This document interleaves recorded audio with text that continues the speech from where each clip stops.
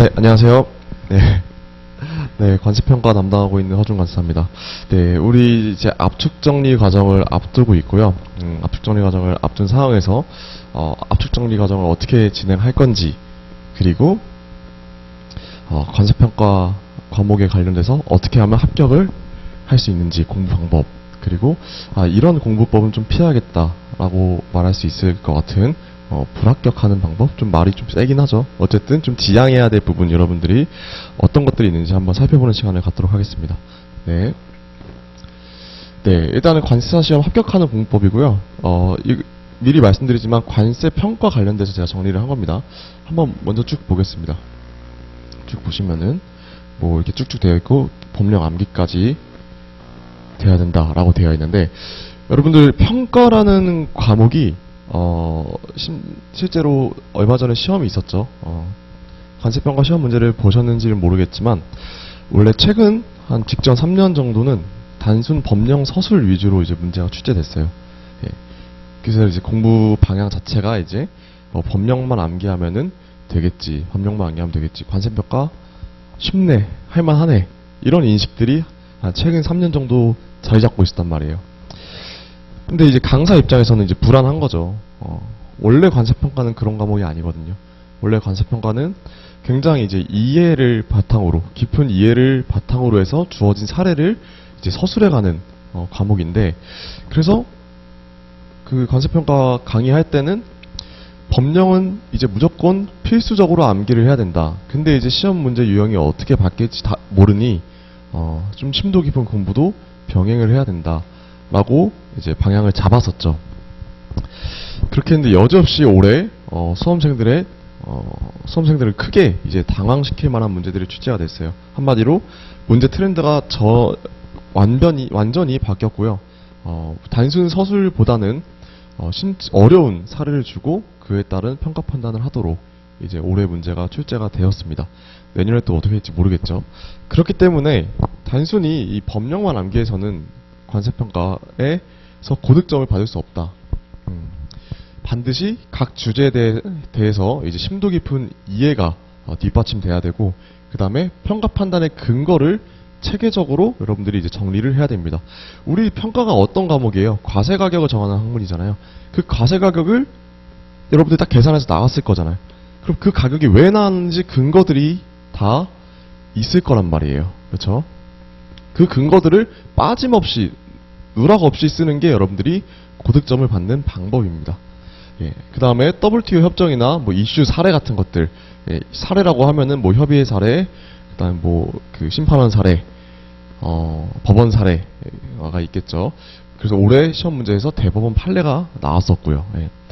그래서 이렇게 같이 그 이론에 대한 그 심도 깊은 이해와 그 다음에 법령 암기가 뒷받침 되어야지 여러분들이 관세평가에서 고득점을 받을 수 있다 라는 거고요. 그래서 뭐 합격하는 공부법 뭐 거창하게 써놨는데, 사실 이게 여러분들이 공부해야 될 방향성이라고 이해를 하시면 될 것 같아요. 앞으로 관세평가를 공부할 때 있어서 뭐 법령 암기도 법령 암기고, 각 주제별로 이론적인 부분도 이론적인 부분이고, 같이 이거를 쌓아 나가야겠구나, 어느 한쪽에 치우친 공부를 하면 안 되겠구나 라는 걸 여러분들이 좀 인식을 해주셨으면 좋겠습니다. 자, 다음 불합격하는 공부법으로 되어 있는데, 첫 번째 중요하죠. 선택적으로 공부하는 경우예요. 네, 선택적으로 공부하는 경우라고 하면은 자기가 이제 재밌어하는 부분만 공부하시는 분들이 간혹 있습니다. 네, 내가 잘하는 거, 내가 재밌는 부분, 재밌는 과목 혹은 재밌는 특정 주제에 대해서만 열심히 공부하시는 분들이 있어요. 우리 시험은 전체 과목을 다 잘하는 것도 중요하지만 특정 과목 혹은 특정 분야에서 약점을 만들지 않는 것이 더 중요합니다. 네. 실제 시험에서 변수가 어마어마하게 많이 발생해요. 네. 올해도 많은 변수들이 있어서 수험생들이 당황했고요. 근데 그 변수가 발생했을 때 내가 못했던 분야, 내가 잘 알지 못했던, 한마디로 내가 선택적으로 공부를 안 한 부분이 될 수가 있겠죠. 네. 그런 부분에서 시험 문제가 출제됐을 때 어떠한 대처도 하지 못하면은 사실 합격권에서 좀 멀어질 수가 있겠죠. 그렇기 때문에 선택적으로 공부하기보다는 모든 과목, 그 다음에 모든 그 그 모든 주제를 밸런스 있게 공부하는 게 더 중요하다라고 말씀드릴 수 있을 것 같습니다. 자, 두 번째는요. 단순히 암기만으로 승부 보려고 하는 경우예요. 요거는 관세평가에는 요게 저는 철저히 맞다라고 봐요. 여러분들이 관세시험 공부를 뭐 얼마나 하셨는지는 모르겠지만 사실 단순히 암기만으로 뭐 승부를 봐서 유효한 과목이 있어요. 우리 시험에. 근데 관세평가만큼은 그렇게 하시면 안 된다.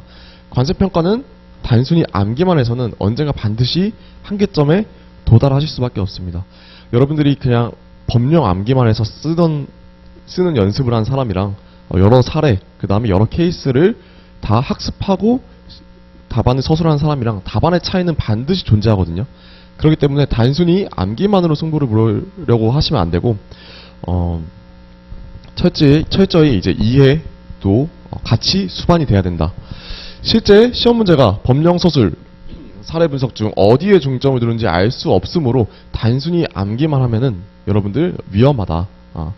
그렇기 때문에 반드시 최대한 이해를 하려고 관세평가를 노력을 해주셨으면 좋겠습니다. 자, 마지막으로 공부 범위를 스스로 확장하는 경우에요. 네. 관세평가 과목 특성상 수업 목적에 맞지 않은 판례도 분명 존재합니다. 여러분들 지금 와닿지 않으실 수 있는데 우리가 이론 공부를 막 계속 하잖아요. 이론 공부를 하는데 그 이론과 맞지 않은 사례, 맞지 않은 유권 해석 사례 혹은 맞지 않은 법원 판례 이런 것들이 간혹 있어요. 근데 그런 것들을 여러분들이 직접 찾아서 보면은 오히려 수험 생활에 더 독이 될 수가 있겠죠. 그러니까 판례나 사례 같은 경우는 이제 강사들이 여러분들한테 제공해 주는 것 그것들만 봐도 너무 많습니다. 그것만 봐도 많기 때문에 여러분들이 스스로 공부 범위를 더 대폭 확장하거나 그러실 필요는 없겠다라고 말씀을 드립니다. 네, 이제 압축정리반에 대한 강의 방식 그리고 활용 방법에 대해서 말씀드릴 건데요. 자, 먼저 수강 대상입니다.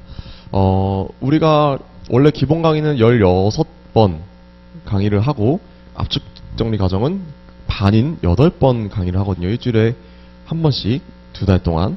그렇기 때문에 우리가 기본 강의 때 쭉 들었던 거를 굉장히 컴팩트하게 핵심만 요약해서 빠르게 진도가 나가게 됩니다. 그래서 수강 대상 보시면은 관세평가 기본 이론을 수강한 이후 이제 복습을 통해서 이해의 살을 더 붙여 나가고 싶은 수험생. 기본 이론 한 번만 듣고 모든 거를 다 이해하고 다 인지하고 있으신 분들은 없겠죠. 그렇기 때문에 복습 차원에서 압축정리 과정을 듣는 것은 굉장히 효과적일 것이다. 두 번째, 관세평가를 과거에 공부한 적이 있어서 기본 강의를 듣기에는 좀 시간적인 부담은 있는데 리마인드 목적으로 이제 수업을 듣고 싶으신 분들, 그런 분들은 이 압축정리 과정을 들으면 굉장히 공부에 좀 도움이 되실 거예요. 자, 그 다음에 이제 강의 방식입니다. 첫 번째, 각 주제별 개념과 평가 판단의 근거를 빠르게 말씀드렸지만 굉장히 이제 컴팩트하게 수업이 진행되게 되어 있어요. 그래서 근거 같은 것들도 우리 교재도 그렇고 수업도 그렇고 굉장히 컴팩트하게 정리가 잘 되어 있다. 그리고 여러분들이 이제 와서 수업만 듣는 건 아니에요. 20점짜리 배점의 문제를 직접 서술해 보시면서 실전 감각을 키우게 됩니다. 우리가 압축정리 과정 때는 20점짜리 문제를 여러분들이 직접 쓰실 거고요. 그 다음에 그 다음 과정인 모의고사 아니죠? 기출풀이 과정에서는 30점짜리, 그 다음에 진도별 모의고사 과정에서는 50점짜리 문제를 푸실 거예요. 그러고 나면은 이제 12월이 끝나거든요. 1월부터는 모의고사 과정에 들어가게 됩니다. 당연히 여러분들이 20점 배점으로 이제 답안을 서술해 주시면은 제가 직접 채점해서 다음 주 혹은 3일 정도 뒤에 다 이메일로 그 첨삭된 답안을 다 전달해 드릴 거예요. 그리고 이제 컴팩트한 교재를 통해서 핵심은 빠르게 학습하고 여러분들의 공부 시간을 조금 단축시킬 예정입니다. 네. 그리고 이 강의를 어떻게 여러분들이 이제 그러면 활용을 하면 좋은가에 대한 얘기인데요.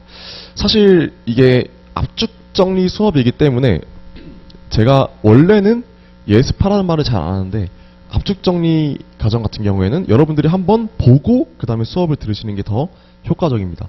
왜냐면은 관세평가를 처음 접하시는 분들보다는 압축정리 과정을 들으시는 분들은 위에서 보시다시피 기본 이론 들었거나 아니면은 과거에 관세평가를 공부했거나 뭐 이런 분들이 아마 많으실 거거든요.